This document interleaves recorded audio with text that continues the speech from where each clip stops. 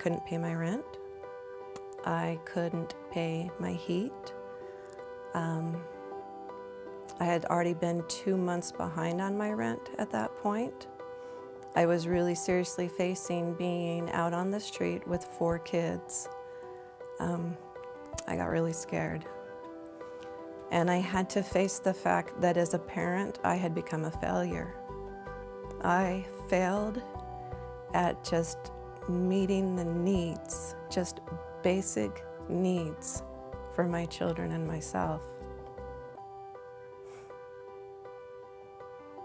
I did everything that I knew to do. And it wasn't easy to admit that I needed help.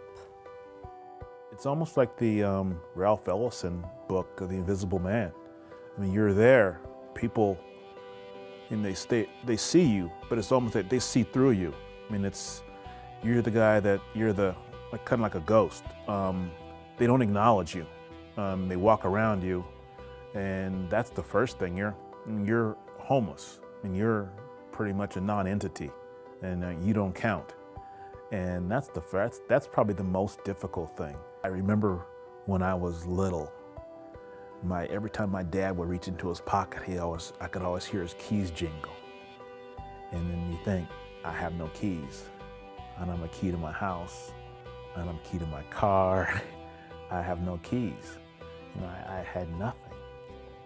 And I think that was where you realized you're unfettered. You're free, but you're free because you don't have anything. I went to FAN, and I walked in there with an enormous amount of self-judgment. It was an embarrassment for me because I didn't want to be one of those people.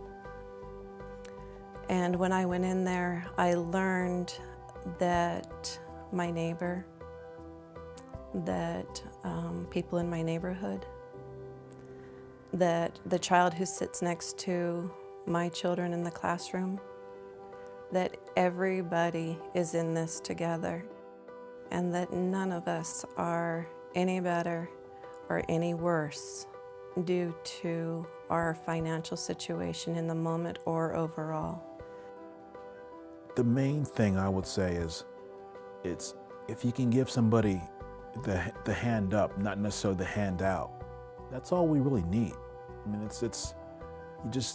usually most guys, most people in the situation, it's just 1 or 2 things they need to put it together. And that's all. It's not a difficult thing. It's difficult to ask for help. And when you get to the point where, you're knocked to your knees before you have to ask for help, it's hard. Sometimes it's just help me to help me. You have to have courage to execute. Because you sit down and you think, I gotta get out of here. How am I gonna do it? Okay, 1, 2, 3, A, B, C. But you have to have courage to execute that plan. It's not necessarily, you don't have the courage to sit down and write it out.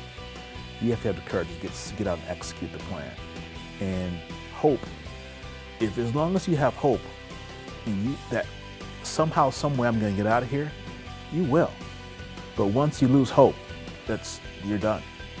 You're done. Unpack your bags because you're not going.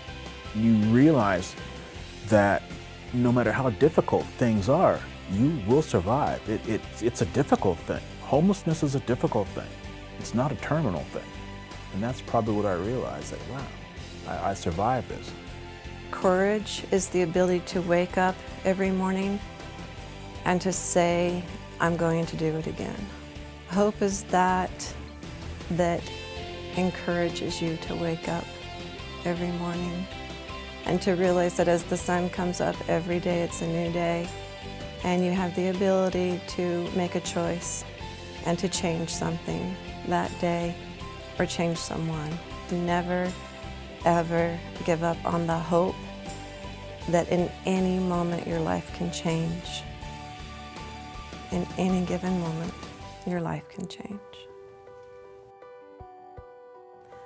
I think also as far as, people and how they can make a change and bring hope to someone, it comes in the most innate moments sometimes. It's one word to the cashier. It's one word in the elevator that can make the very most difference for someone and give them hope.